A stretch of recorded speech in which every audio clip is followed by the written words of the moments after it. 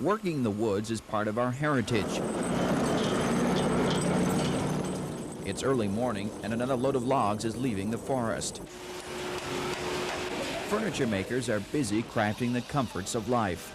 The pulp mills provide us with a bountiful supply of paper products.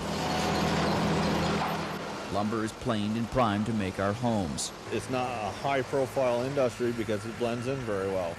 The plywood mills, the furniture manufacturers, the paper industry, they're all here, but you don't really see them here like you do a ski area or a new building in a downtown area. The wood products industry may blend in with the trees, but it's our biggest manufacturing industry, outpacing the microchip industry, sustaining thousands of jobs from the Adirondacks to the White Mountains.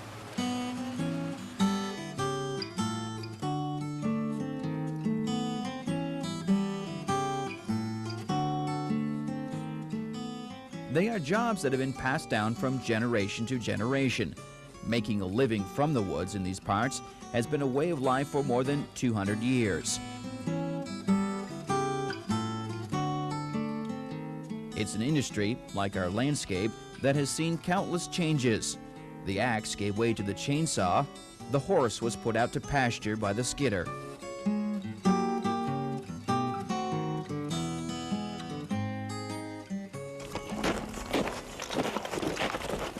But some still do it the old way. I've been in the woods. I quit school that fall and went in the woods, and I've been in the woods 60 years.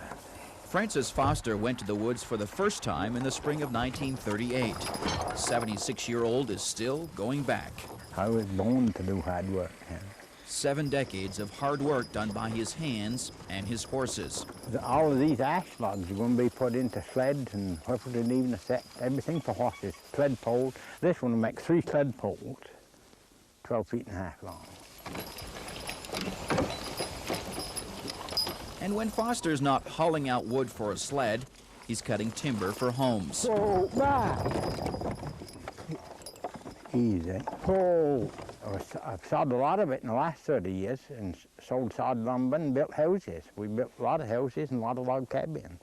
Income that provided enough money to raise 12 children. And you've been able to make a living? Well, I live cheap. Foster never cuts corners when it comes to his Walden Woods. This 300-acre parcel is precious and productive. Back, gee. If I had potatoes 45 years ago, I got spruces that big today. I'll show you the rows where the potatoes was. Oh, back, back. You know, there's a good crop of lumber there. And Foster plans on keeping it that way. There are no plans for clear cuts. Well, it's not the right thing to do.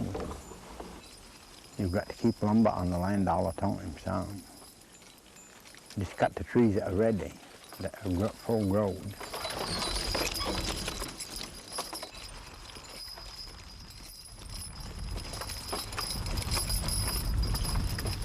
During his 7 decades, Foster has been able to make a living from these woods. But he is a rare case, still using horses and simple equipment. Most of the logging done these days is done with big equipment worth thousands of dollars. When I first started with a farm tractor and a chainsaw, that's a whole different thing than some of the machinery you see here. Ken Davis grew up right next door to Francis Foster. Working the woods is also his livelihood and his passion. His happiest days are spent working the woods. But the similarities stop there. Davis's methods are much faster. As you see the delimber machine taking the branches off and comparing that with a man running up the tree with a chainsaw, taking the limbs off, that's a whole different world. You also can find grapple skidders costing as much as a new home, dragging the wood from the forest. When I first started, a man could do about 2 cords a day, and I expect we're putting out closer to 10 cord per day per man here with this type of machinery.